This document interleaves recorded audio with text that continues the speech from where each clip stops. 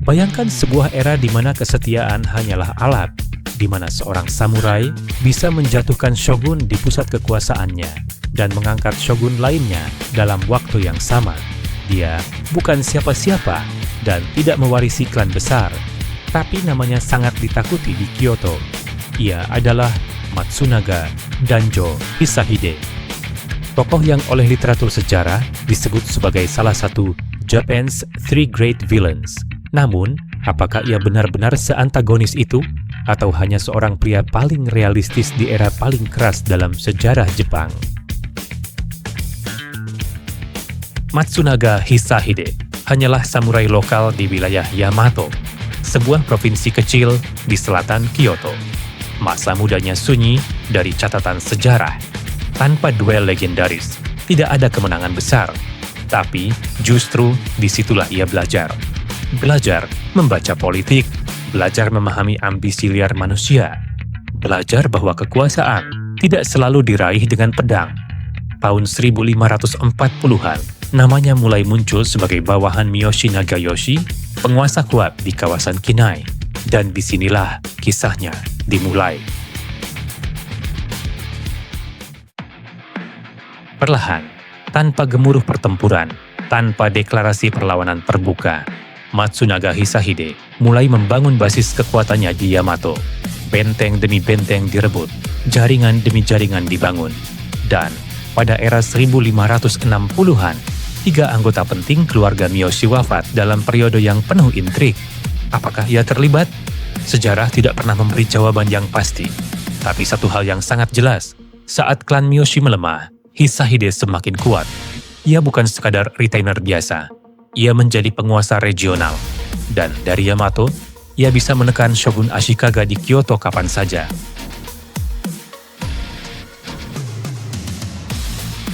Tahun 1565, sebuah peristiwa mengguncang seluruh negeri. Istana Shogun diserbu. Ashikaga Yoshiteru, Shogun ke-13, terkepung dan akhirnya wafat. Hisahide berada di balik operasi itu.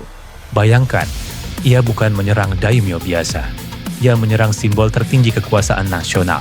Sejak saat itu, namanya melekat sebagai tokoh berbahaya dan berbagi nama dengan Saito Dosan dan Ukita Naoye sebagai Japan's Three Great Villains. Hisahide adalah sosok yang licik, ambisius, tak segan menumbangkan tatanan lama. Namun bagi sebagian orang, ia hanyalah pria yang memahami satu hukum Sengoku. Siapa lambat akan segera dihancurkan.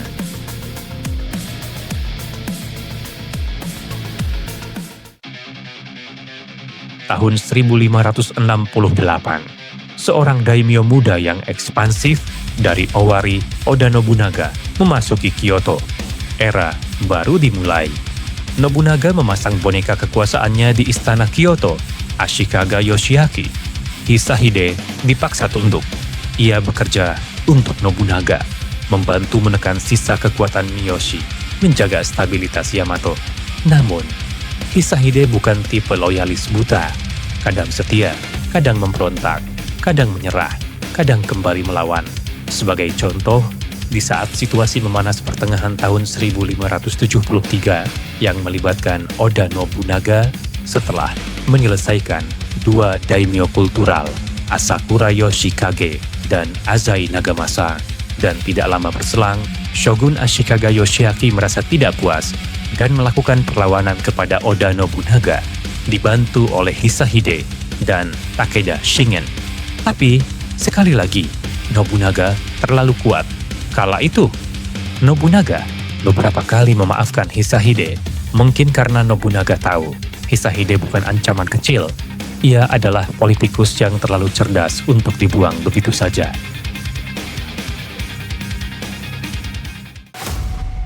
Akhirnya, kesabaran itu pun habis.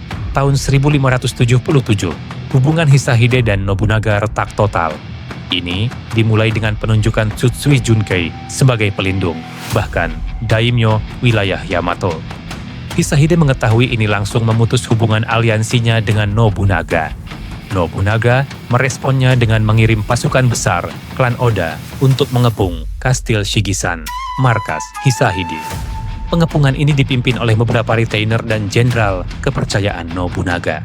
Di antaranya, Oda Nobutada, calon penerus Nobunaga yang telah matang di pertempuran dari usia muda, lalu Oda Nagamasu, seorang daimyo wilayah Chita, adik kandung dan tangan kanan Nobunaga. Akechi Mitsuhide, jenderal kuat klan Oda dengan pasukan besar juga hadir, kemudian Hosokawa Fujitaka, kepala klan Hosokawa yang cukup menonjol dalam segi militer. Terakhir, Mori Nagayoshi, salah satu komandan muda andalan Nobunaga.